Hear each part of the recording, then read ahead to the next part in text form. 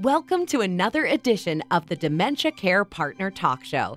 Now, here's dementia care expert Teepa and your host, Greg Phelps. Hello and welcome to the Dementia Care Partners podcast.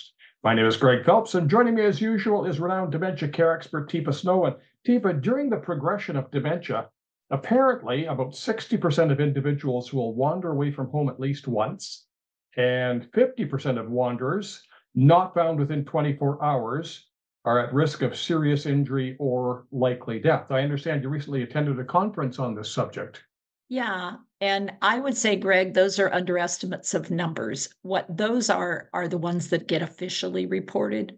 The reality is many people will realize someone is not where they were supposed to be, where you thought they were, where they said they would be, a lot more commonly than that. But we discover them. So we don't view it as a major issue until we can't figure out where they are after we've done some search and recovery ourselves. So, as a pet owner, my dog wears a collar and she has a tracker on her collar. We're not advocating for putting trackers all over everybody, are we? Well, it would be a good idea for us to be located if we were in the part of our dementia where when I think I'm going someplace, I may not be going where I think I'm going. Because I do time travel or I get turned around in places or I am attracted to things that draw my eye, and my person that's monitoring my movement may be distracted by other things, or I don't like where I'm at and we're working out how can that be improved, but in the meantime I really don't like where I'm at and I may want to leave it, and I'm not stupid, so I'll figure out ways to get out. And I didn't intend to harm myself. That's not why I did it. I didn't intend to cause myself injury or to do something that would really scare people. I just didn't want to be there, or I wanted to be somewhere else. So I'd say, unfortunately, given current availability of resources, I would say actually we are trying to track people, but not all the time. Only when they're not where we thought they should be, and we don't know where they are. That would be why we would be tracking them. Well, you said that sometimes people think they're going to one place and they're not, like that place isn't there anymore. Is this sort of a time travel thing that we've heard of?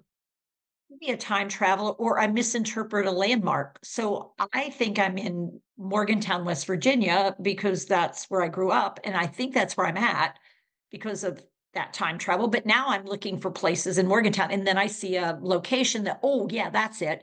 And so I find the fire station. I think, oh, yeah, well, my house or my grandma's house is like 3 blocks over. So I just need to. So I literally believe I'm in a different place than I am, or I believe I'm in a different time or situation that I'm in.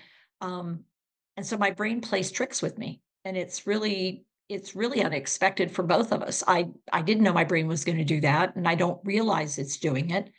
And sometimes I do know where I'm going, I think, but then halfway there, I realize I can't remember.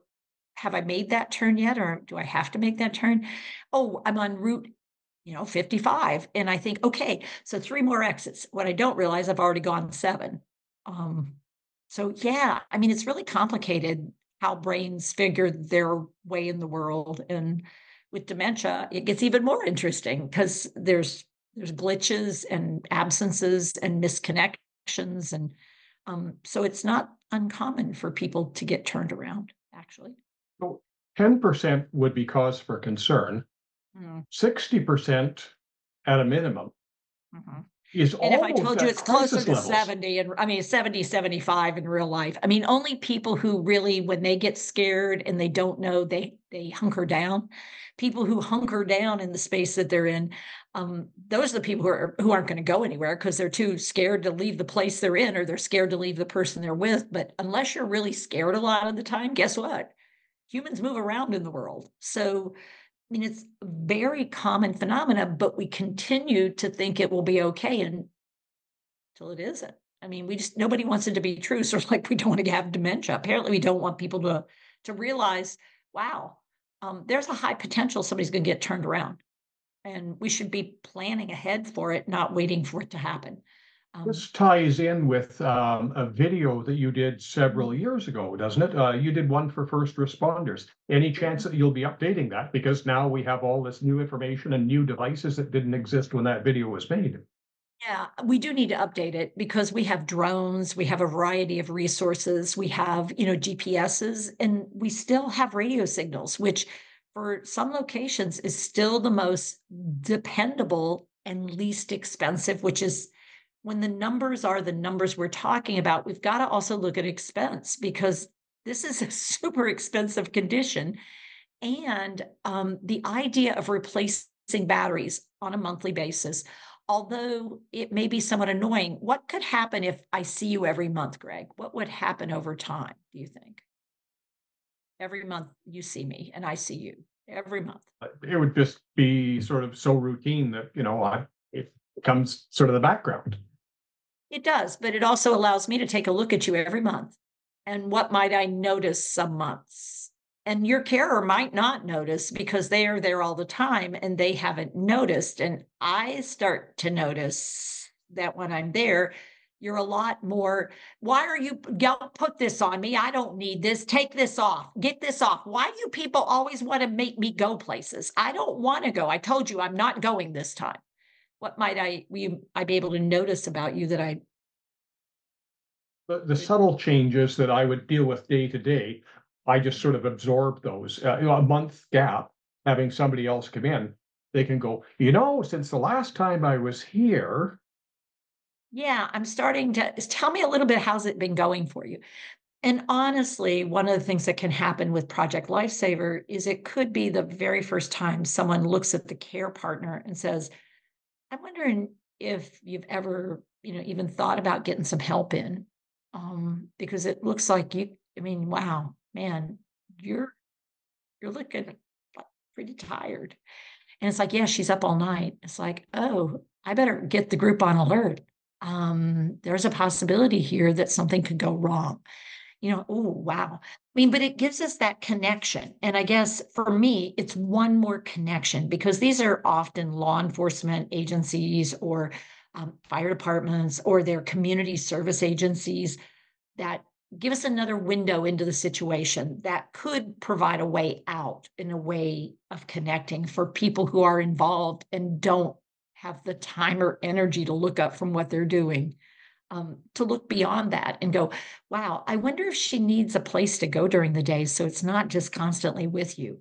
I'm wondering if there's any resources for a day program or a respite program of some sort. It could be somebody who has that, if we work on the skill building, we could have somebody able to provide better support, frankly. All of that aside now, all of a sudden my brain went to the fact that my dog has a microchip. We're not quite going that far yet, are we? Not yet, but it's something that some people are seriously, for people who have a Lewy body particularly, their sense is they're being monitored, they're being tracked. So for them, something like that would be super scary and super risky. But for people who basically are wanting to be living free and do what they want to do, it could be a safety net for them. So they don't have to have somebody with them. I'm willing to be chipped because if I'm chipped, if I have a chip in me, I can go where I want to go. You guys would be able to find me. So I feel cool about that because frankly, I'd rather do that. Now, the chip identifies me for who I am when you find the chip and you know to look for it. In animals, at least. It's not a homing device. But I think what we're moving toward is the possibility of I have boundary markers that if I go past those boundary markers, there would be an alert. I would have markers that would indicate Teepa's really going to the place that's like, ooh, that used to be her apartment, but it belongs to somebody else now. We might want to intervene before she gets there because it creates a situation. So I think, locator systems are getting more sophisticated. Guess what they'll still need? Well, somebody to monitor. Yeah, darn. We want it to be all automatic and it just, frankly, that's not how it works. Not yet anyway, so. Teepa, this sounds like a subject we're going to have to revisit a couple of times because it sounds like there's some very innovative thinking going on here and not enough that we can squeeze into 10 minutes. Yeah, and I think what I'm most curious about, Greg, is how many people listening to this go, oh, man, I hadn't realized it was that risky. And at least start thinking, I wonder what I should do in preparation. Do you have things like a scent swipe that you have in storage? Do you have things like a picture of the person recently that you could share out?